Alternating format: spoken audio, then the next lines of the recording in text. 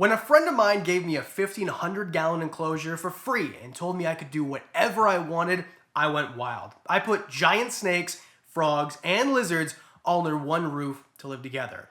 But it turns out that was a huge mistake.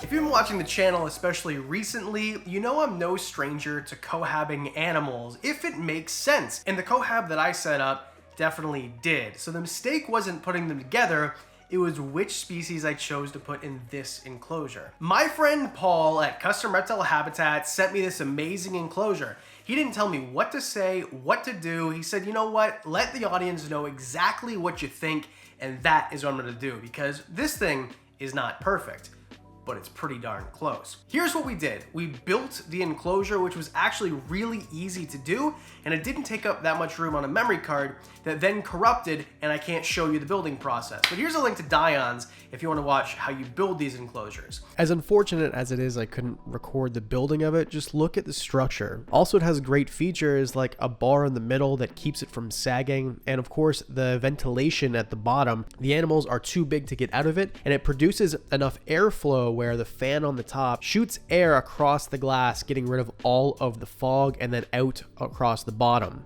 And even without a fan, you'd be all right. Next, we added a rock wall, which was provided by Custom Reptile Habitats. Thanks again, guys. This is a universal rocks background. Next, we added a pond liner, which is really important because we needed to make sure that this was watertight. If it's not watertight, you're gonna have leaks and it's gonna be all over the floor. So instead of just siliconing the floor, I added a pond liner, which cost about 30 bucks from Amazon.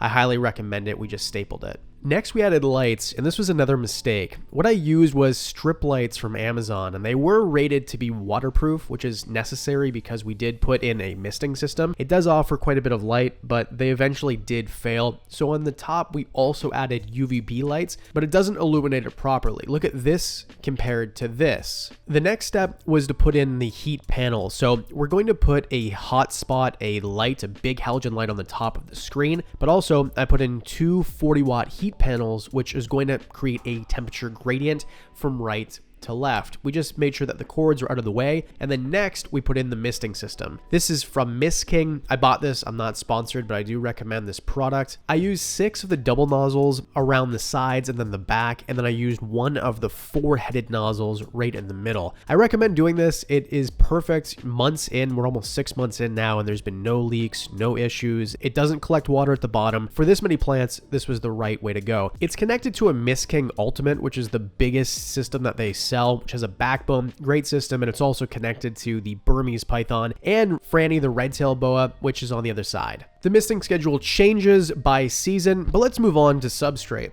What we did here is I ordered a whole bunch of dirt, I think 30 bags from Canadian Tire, and then carefully, so I didn't ruin my lawn, I backed it up to the front door, and we took each bag 2 by 2 down to the bottom. In total, I think there was 30 bags of just regular topsoil, and then we used a whole bunch of coconut core, coconut chip, and about 400 pounds of sand as well, just regular play sand that we got from Canadian Tire for $5 or $6 a bag, and then a bunch of sphagnum moss as well. We mixed it all up, and then now we're ready for plants. Well, not quite. First, we have to worry about the scape. So the days before I took my truck to the woods, I got a whole bunch of sticks and logs and moss and things like that. We rigged it up so it looks nice and it's secure. I shook the heck out of these things to make sure that they didn't move, and then we bolted some of them to the sides, and what we did is we fishing lined them up as well, so if the screws fail, they still don't fall and hurt the animals. Spoiler, they do fall, but they do not hurt the animals. Once the scape is done, it's time to plant. And all of these plants, I think in total were about 250 bucks from their local greenhouse. A lot of this stuff was on sale. And I think the really important part is it adds humidity, it adds a little bit of visual appeal. And if the animals weren't so big, I think this really would have lasted. We used a mix of plants that were planted directly in the substrate and some that were planted in the crux of the logs that were together or right on top of the logs. And then the moss that we got that we quarantined for a few months, we put inside of the enclosure too.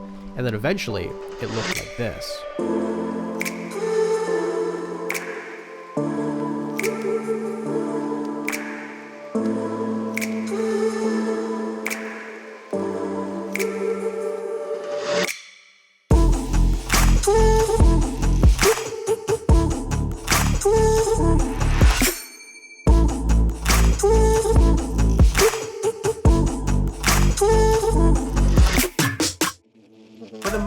of any build, and the one that you want to see, is stocking the enclosure with animals.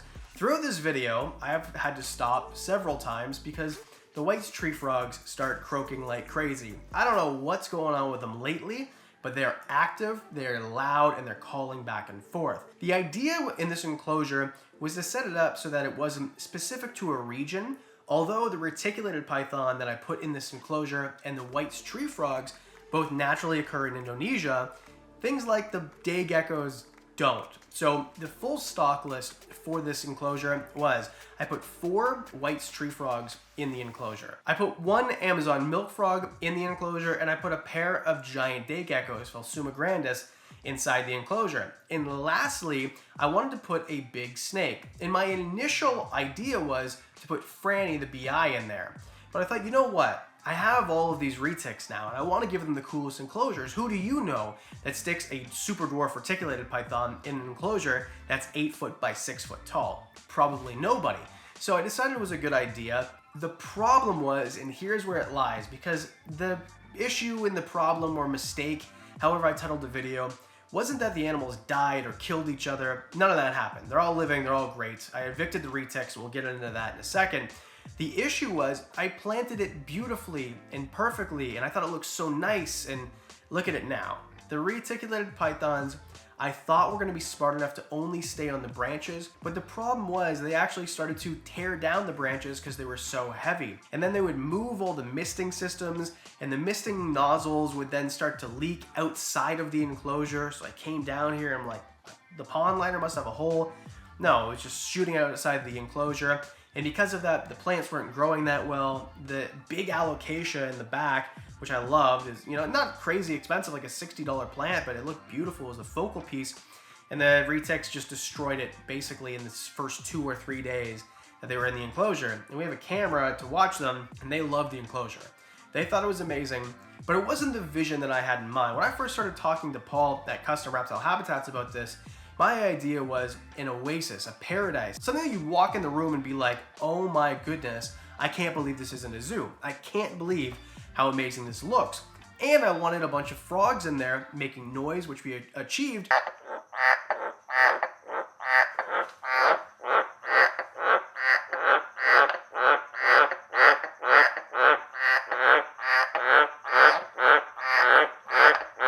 And I wanted snakes in there as well, and I wanted geckos too. So I wanted a whole bunch of that, plus the microfauna, and we did that really, really well.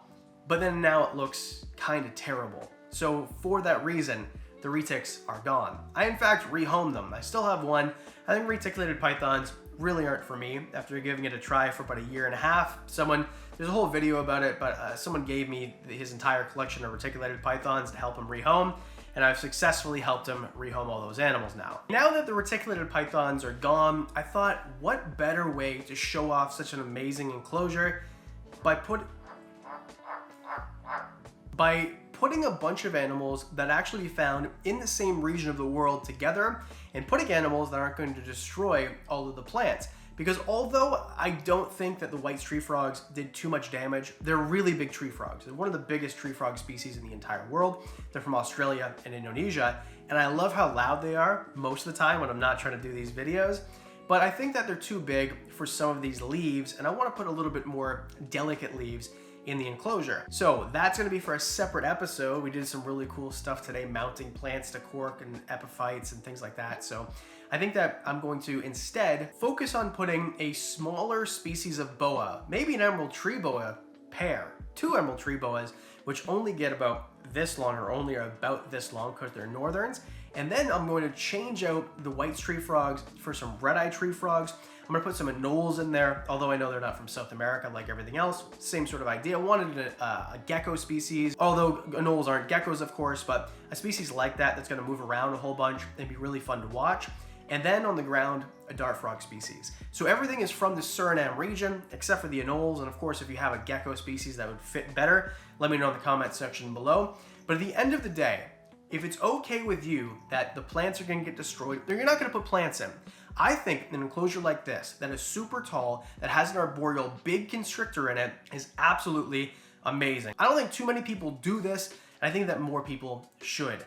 The reason that I decided not to is because I only have one of these. So for me, I want it to be exactly what I thought about in my mind. And although I want to say a giant thank you to Custom Reptile Habitats for sponsoring today's episode, and every bit of effort is the other thing too, because although the instructions are great and they could not make it any easier, my fiance Trish and I, we were down here, I don't know how many weeks, almost every single night, put the kids to bed, come down here and work every night.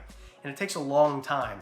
And once you get it right, you want it to be right. So I made a huge mistake putting the animals that I put in this enclosure. Did it work? Yes. Did it work that I wanted to? No. Will you tune in to episode 2 where you see the most amazing enclosure? Because I'm putting a stream in here, by the way. The missing system's getting a revamp. We're putting new lighting in as well because, well, some of these didn't last very long. And so much more that I thought about after the fact, and 2.0 is gonna be even better. So hit the subscribe button. Please let me know in the comments section below what you think. Again, thanks to Custom Reptile Habitats. As always, the Patreon crew, you guys got 30 something updates about this before I posted this video. You get extra content, videos early, one-on-ones, which are all in front of this, by the way, for as little as $1 a month. That's it. I do videos Mondays and Thursdays, so I'll see you in the next one.